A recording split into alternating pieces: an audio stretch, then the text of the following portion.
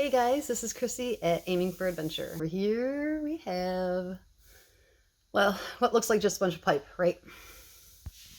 Clearly it looks like just a bunch of pipe, but pretty soon we're gonna bend it and cut it and weld it and put it in my car, and I'm gonna have a roll cage in my car. I will do a video, of course, of us doing this, so keep your pants on. We'll be there in just a second.